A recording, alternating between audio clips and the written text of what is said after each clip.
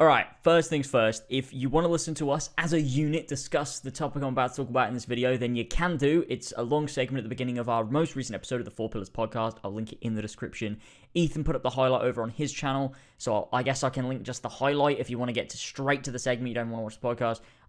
The links are down below, alright, if you want to listen to that bit where the 4 pillars come together, we discuss this. But I wanted to make a video on my own channel to go over this. Now let's start right at the top. Let's make everything very clear. I am 100% still boycotting Ubisoft. I don't want to buy any new products. I don't want to support the new products. I don't want to be covering their new stuff. I don't want to do any of that because I just don't want to. I've said this from the start, but I don't believe that, my stance is necessarily the exact right or morally right stance, because you got people like Raptor still covering Ubisoft games, and that's absolutely up to him. At the same time as doing so, he's still speaking out about the stuff that they're doing. He's doing his own thing, and we're doing our own thing. And just to me, I just don't want to buy into that company. I understand that there's a lot of people there that haven't done anything wrong and that are working on games, but those people are still getting paid at the company they're working at. They're on a salary. They're not going to get paid less because we stop buying their games. And if that does happen, that's very telling of Ubisoft, and it'll only do more to hurt the company that we're actually trying to fight against. So my stance is just that I'm not going to buy anything moving forwards. And if you don't know why, if you're not sure as to what Ubisoft's done, because a lot of people have said they don't know, I'll link in the description a bunch of sources that you can go to that I've created, so it's directly from me, talking about the stuff that they've done, what we're doing about it, etc., so that you can get yourself caught up to speed on that. But that's essentially what I'm saying. Okay, we're clear. You're not going to see me covering AC Infinity. You're not going to see me buying AC Infinity, although I think it's going to be free to play. Point being, you're not going to see me covering Ubisoft games moving forwards. It's just not what I'm doing. I don't want to support what they're doing. It's just not what I want to do. There is the argument that, well, they're never going to change. Not enough people are going to boycott, so nothing's going to happen. And you may very well be right in that case, but that's not really the point. The point is, I'm not going to buy Ubisoft games, not because I think by doing that, I'm going to take down the company and be the hero, but because I don't want to buy into a company that's doing what they're doing. I just don't want to do that. I don't want to support them anymore. I don't want to give them any more of my money, and that's my stance on it. There's also the other argument of why not fight Blizzard, Activision, others, etc. I mean, I have spoken out about those. We've discussed them on podcasts. It's not like we're ignoring them completely, but you can only fight one fight. You can't fight every fight at once, and I've spoken about this before. It's not really possible to tackle every single issue at the same time. It's like when we raised money for cancer last year. We raised money for breast cancer because it was something that was close to our community. Ethan and Tyler's mothers both went through it, and that felt right to focus on that because it was something close to us. We had a lot of people saying, well, why aren't you doing testicular cancer? Why aren't you doing this other cancer? Like, just because we're focusing on one thing doesn't mean we don't recognize everything else, but you got to pick your battles, you got to pick your focuses. We're only human beings, so we can't fight everything at once, and I apologize for that if that's not good enough for you. But the focus of this video, I wanted to be on our output towards Ubisoft, I guess, if that's the right phrase. After everything happened, we very much talked about it. We were very loud, very much talking about it constantly. Hold Ubisoft accountable. We projected that. We boosted that signal. That was our focus. However, weirdly enough, after that, we just decided to never talk about Ubisoft. We actually bleep the word Ubisoft in Assassin's Creed from our podcasts because we didn't want anything to do with that company. We didn't want to be helping that company. We didn't want to be bringing any attention to that company. And we've come to realize that was definitely the wrong move. If we stay silent with regards to anything Ubisoft, all we're doing is removing ourselves from a very important conversation, a conversation where we have a lot to say. And that's a very strange move to make. And it definitely came from an emotional place. We were all very hurt, felt very betrayed by a lot of people at that company that we'd spoken to before, that we'd had interactions with. It was hurtful to see everything happen and the fact that Ubisoft hadn't changed and the company we were very close to. So we just pulled ourselves away. We just decided, well, the way we're going to fight this is by never talking about this company again because we hate them. And that was, I mean, for lack of a better word, it was pretty toxic. I think being the people that we are, having the channels we have, the reach that we have, the audience, it's a very tone-deaf decision to decide we're never going to speak up about this company ever again. Very, very odd thing to do, and that's why we're making a change. Now, the first way we're going to change things is we want to actually talk about Ubisoft. We don't want to pretend that they don't exist. We're going to talk about this company. We're not going to bleep them. We're not going to replace it with the word redacted. We're going to talk about Ubisoft. Ubisoft exists as a company. It's a big company in the gaming industry. We're going to talk about Ubisoft. Now, how are we going to talk about Ubisoft? Well, in a multitude of ways. Obviously, we're going to keep up noise. That's important for all of us to do, to keep up noise about the misconduct that's gone on within the company. We know the mainstream is focused on Activision Blizzard, and that's great that that company is being focused on and people are, seeking change there. But I'd like for Ubisoft, the story at Ubisoft, to be heard as well. There's a couple links in the description I'll link to that you can go over to be able to help with that, to be able to know more. One of them is A Better Ubisoft. It's a great Twitter account that goes through. It's a bunch of quotes from people that have signed the open letter to Ubisoft, giving their reasons for why they've done it, their own experiences. It's really insightful. But the second way we're also going to keep up talking about Ubisoft is about what they're doing in the industry. That doesn't mean we're going to sit there and review the new Far Cry. That's not really the point. But we are going to talk about what they're doing within their games. Recently on the 4 Pillars podcast, we talked about the Far Cry 6 reviews because a lot of people were talking about what Far Cry 6 was doing, the microtransactions, the way everything was copy-pasted, etc., etc. So we do want to talk about the games too, about how Ubisoft are harming the industry in a lot of ways and watering down games and things like that. We do want to talk about that still because it's relevant, and I feel that it's actually taking advantage of a lot of people that play video games because they'll put out all this crazy, insane, cool marketing, and then when it comes to the game, there's so much locked behind microtransactions and everything's bloated to fuck, and people are like, wow, I shouldn't have bought this game. And, with us not talking about those things, who does that leave you with? It leaves you with a bunch of creators that are shills for Ubisoft that aren't going to have the same criticisms we would have, and I think that's harmful to the industry.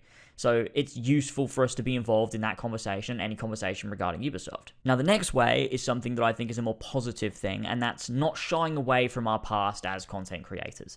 Something that we've done is we've decided to pretend like we never covered Assassin's Creed, that we never liked Assassin's Creed, that the Ezio games suck, that, we don't have a history there. And that's all completely false. And we need to open up to that and recognize our past and our community history and be proud of it too. I spent a lot of time feeling incredibly ashamed for covering Ubisoft content for so many years when behind the scenes they were so bad, and I felt betrayed and I felt hurt, and I just felt a lot of shame, a lot of guilt internally, and I still do. It's difficult to shake, and I know I need to. I'm working on it. It's a process, but I didn't realize quite how much all of this Ubisoft stuff really did fuck me up because it was very close to me. I know for a lot of people they're just playing games, they're doing whatever, but for me this was my life. It was Ubisoft content coverage. I was very friendly with a lot of devs there, not the PR team because they did not like me, but the devs, I knew a lot of devs, I spoke to a lot of devs in private. It was very close to me, and so when this happened, it really did hurt, and I think that even still now, like I said, I feel a lot of shame and a lot of guilt for what I did, and I need to not, you know what I mean? I need to not feel that. I need to, feel proud of what our community has done in the past. Like, look at the AC Marathon when we played through all the Assassin's Creed games. That was fun as fuck, and we raised a shit ton of money, and that is not something to be ashamed of. There's so many exciting times. We had a lot of fun. Recently, I published my Valhalla Let's Play because it was fun. You know what I mean? It was a fun time for the community, and it feels wrong to hide that and pretend that it didn't happen. What we're doing in the end is harming our community more than we're harming Ubisoft and all the people at Ubisoft that deserve to be held accountable, and it's just wrong to me. I just don't think it's worth that loss. You know what I mean? It's not worth losing those community memories in favor of, it's just spite, really, towards Ubisoft. And that leads us into the idea that although we're not purchasing new Ubisoft games, we're not supporting new Ubisoft products, we don't want to support this company, that potentially in the future, at some point, could we revisit some of the old favorites? Maybe. I've had so many people, and I'm sorry I can't reply to everybody because it is that many questions, whether are you doing the Revelations retrospective this year? Is that happening this year? And for a long time it was just a harsh no, no more Ubisoft stuff, it's done, it's over. But upon reflection, it's taken a few months to think this through. At some point, yes, maybe. Will it be this year? I don't know. I'm struggling still to come to terms with the idea of playing one of those games because it's difficult in my mind to separate the good from the bad. I know a lot of people are able to do that a lot more easily. They're able to just hop into, AC2 or whatever and just play it and just have a good time and not feel guilty and sad and angry at the Ubisoft. And that's good for you guys. But for me, it's just difficult to separate the two at the minute. And my harsh line of never playing AC2 again or whatever didn't come from a logical place. It's not me logically saying this will help our cause. I always knew that it was completely an emotional reaction. I just didn't want to play those games because it hurt me too much. You know what I mean? So It's a process, like I said, and at some point, yes, maybe I will. I think it's a matter of me eventually just, loading up the Ezio collection, booting up Revelations, playing it, and I think at that point, I think I'm going to just connect with it again. I'm going to feel what I should feel, you know what I mean? But it's just a matter of getting me to that point. I just don't really, every time I look at the Ezio collection reinstall, I'm like, I just don't want to do it, man. Nah, can't do it. But that doesn't mean it won't ever happen.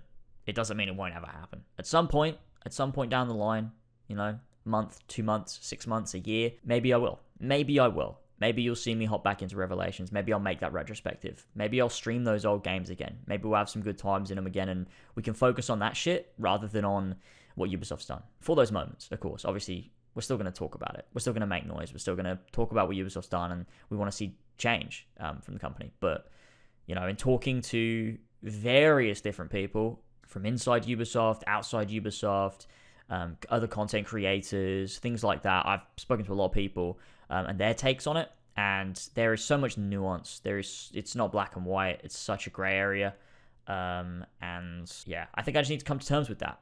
Like I said, still not buying any Ubisoft products. I don't want to. Those games aren't made for me anyway, so it's whatever.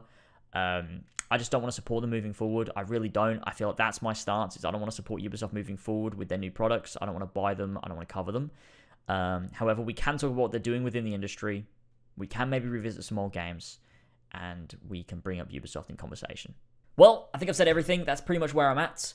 Let me know your thoughts in the comment section down below. I'm assuming most of you are going to be really nice about this, and you're going to feel the same. You're going to be relieved. We're going to be in a much better position as a community. That's going to be very positive, although I'm sure there's also going to be a lot of toxicity. If you see it, just don't engage with it.